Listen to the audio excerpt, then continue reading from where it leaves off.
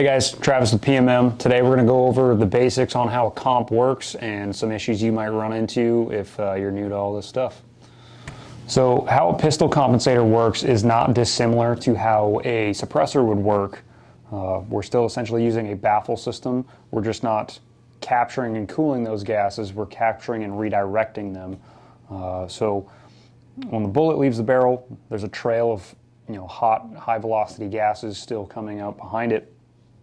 We're using those to have a propulsion upwards to then redirect the muzzle rise back down. So a byproduct of that is going to be the slide speed's going to come down from what it would be without a comp.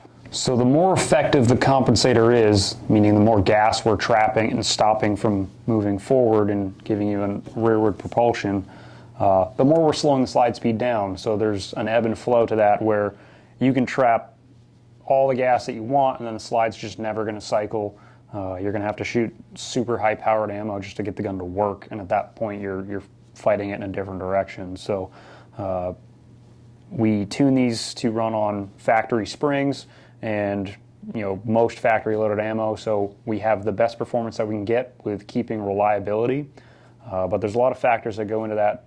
The weight of the slide, things like optics that you have on the slide, different lightning cuts. For example, on our P320X comps, we do some window cuts on the top as well as some internal lightning cuts to the slide to get the slide speed back up to similar to what a factory slide speed is with our dual port comp. It's not 100% necessary for it to run, but gets us a little bit higher reliability and faster tracking. Some issues you might run into when you're fighting slide speed, whether you've got a pistol with a really heavy slide, or you got like an aimpoint T1 on your slide or something, or just an over-effective compensator, you're slowing the slide speed down too much. You're going to have essentially a short stroke. You're either going to not get lock back, or it'll function just enough to fire the round and attempt to pick up the next round, or have a failure to eject or something like that. So that's a good sign that either you have, like I said, an over-effective comp, a heavy slide, or just underpowered ammo. All of that is going to be a byproduct of a slower slide. Some other issues that you could have with a compensator because the slide speed is slower is if you are not doing your job as a shooter.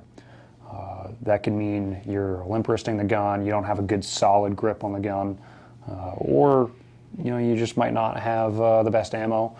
There's some ammos out there that they work totally fine in a regular pistol, but they just don't have the pressures to keep up with a comp.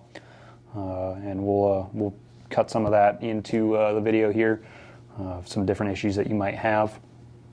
Another thing too is a lot of guys with a modern shooting grip like to have nice high thumbs, but if you're pressing your thumb into that slide there, the slide's now running into more friction, and you're going to be slowing the slide speed down even further.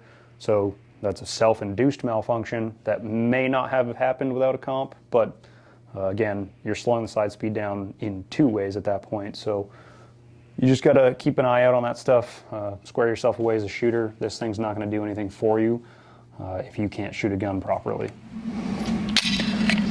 All right, and we touched on a user-induced malfunction as well with that modern shooting grip being up a little too high on the slide. So you get your good solid grip down here and you're not going to have any problems.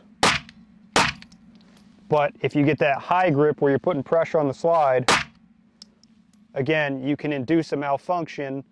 It's no fault of the pistol, it's just, again, you're adding more friction into the system. So we've gone over user-induced malfunctions, whether it be a poor grip or you're adding friction into the slide. But everything can go right on your part. And if you're using ammo that's not ideal for this system, you can still have some issues. So we get a good solid firing grip. So it ran pretty well, but we're still getting some stovepipes here. Again, we don't have an ammo that's got good velocity for cycling the slide. And at that point, you're just going to have to run a better quality ammo at that point.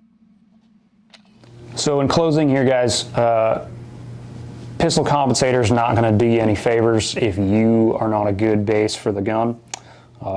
You buying a fancy comp and barrel from us, from anyone, is not going to make you a better shooter, and we'd rather you take that money and go take a class with a reputable instructor, guys like Velox Training. He's a real solid teacher, will get you up to speed, because buying parts for your gun is not going to make you a better shooter.